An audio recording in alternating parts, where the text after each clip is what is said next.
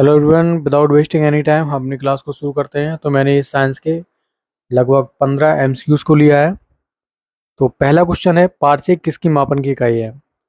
इसका जो ऑप्शन है, ऑप्शन बी नंबर इसका सही है। अब थोड़ा इसका डिटेल भी जान लेते हैं। तो एक पार्सेक बराबर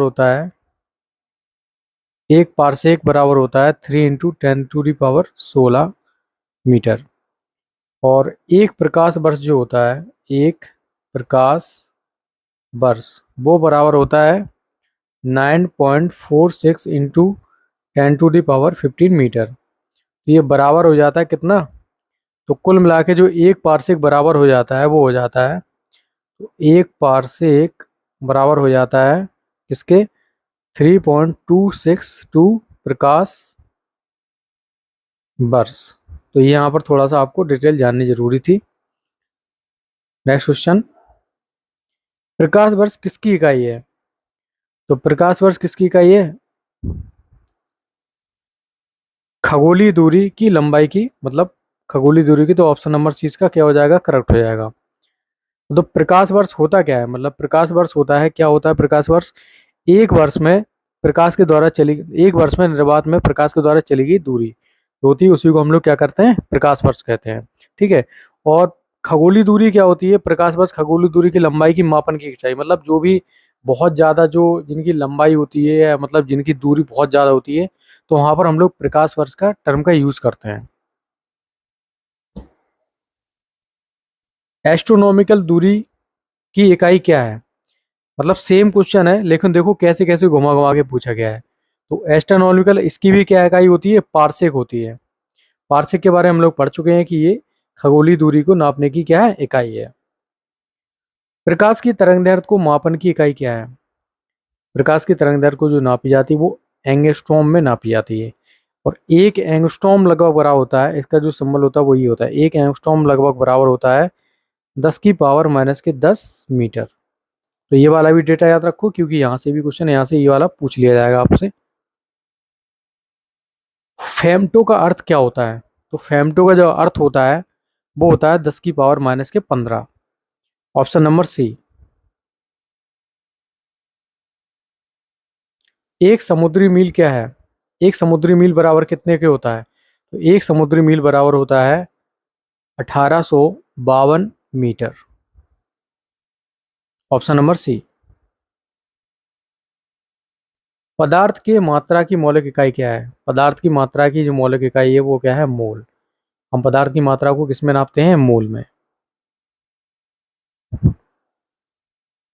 और एक मोल लगभग बराबर होता है, एक मोल बराबर होता है 6.022 मल्टीप्लाई बाई 10⁻³ आवोगाद्रो संख्या।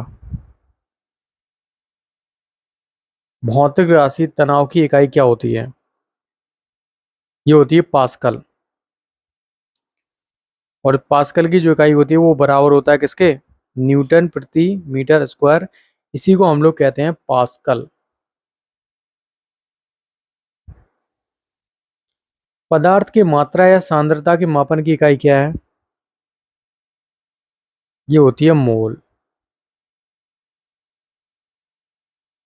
किसकी विमा रैखिक संवेग की विमा के समान होती है? ऑप्शन नंबर सी सही हो जाएगा इसका, आवेग की विमा के समान होती है। तो जो रैखिक संवेग की विमा है वो आवेग की संवेग की बिना आवेग की विमा के समान होती है। अब आवेग बराबर होता है, जो आवेग बराबर होता है वो होता है बल इंटू समय। अब इसकी अगर हम लोग मतलब विमा डायमेंशन निकाल लेते हैं तो क्या होगा? बल की जो डायमेंशन होती है ml t-2, और टी की समय की हो जाएगी टी। तो ये क्या आ जाएगा फाइनल? ml t-1। और संवेग की जो विमा निकालते हैं, संवेग बराबर होता है द्रव्यमान गुणे वेग। द्रव्यमान की होती है m, और वेग की सॉरी मल्टीप्लाई हो जाएगा, वेग की होती है L t-1। तो अगर इसको हम कंबाइंड में लिख लेते हैं तो ml t-1। तो यही पूछ रहा था कि किसकी, देखिए दोनों की विमा क्या होगी, समान हो गई ना। तो यही पूछ रहा था कि जो रैखिक संवेग की विमा है वो किसके समान होती है, तो वो आवेग की विमा के समान होती है। राशि के मापन और उसकी इकाई का कौन सा युग्म सम्मिलित नहीं है। देखो तापमान को हम लोग केल्विन में नापते हैं, बिल्कुल करेक्ट है। दाब को हम लोग पास्कल में नापते हैं, ये भी सही है। द्रव्यमान को हम लोग किलोग्राम में नापते हैं। बाकी वजन को कभी हम घन मीटर में नापते हैं क्या? तो ये वाला ऑप्शन क्या है, गलत है, मतलब ये सही सम्मिलित नहीं है। बाकी ये तीनों क्या है, सही है। घनत्व की, घनत्व का ऐसा ही मात्रक क्या है, घनत्व मतलब डेंसिटी। तो इसका जो ऐसा ही मात्रक होता है वो था किलोग्राम मीटर क्यूब। ये होता है एम अपॉन बी। एम की क्या होती है, किलोग्राम, और वॉल्यूम की क्या होती है, मीटर क्यूब। इस प्रकार से हो जाता है किलोग्राम प्रति मीटर क्यूब। संवेग का ऐसा ही मात्रक क्या होता है, तो ये होता है किलोग्राम। अभी हम लोगों ने संवेग के बारे में क्या पढ़ा था, देखिए संवेग के बारे में क्या पढ़ा था, द्रव्यमान गुणे वेग, यही तो पढ़ा था ना। तो द्रव्यमान मतलब किलोग्राम, द्रव्यमान को हम लोग किलोग्राम में नापते हैं, और वेग को किस में नापते हैं, मीटर प्रति सेकंड में। तो इस प्रकार से इसको कंबाइंड लिख दिया तो क्या हो जाएगा, किलोग्राम इंटू मीटर प्रति सेकंड। तो ऑप्शन बी यहाँ पर क्या हो जाएगा, करेक्ट हो जाएगा। ज्योति तीव्रता के मापन की इकाई क्या है, ये होती है कैंटला। ऑप्शन नंबर सी यहाँ पर करेक्ट हो जाएगा। किलोवाट घंटा किसका मात्रक है, जो किलोवाट घंटा वो मात्रक होता है वो होता है ऊर्जा का। अब कैसे होता है थोड़ा सा इसको भी डिटेल जान लेते हैं। तो देखो विद्युत ऊर्जा बराबर होता है, विद्युत ऊर्जा बराबर होता है आपका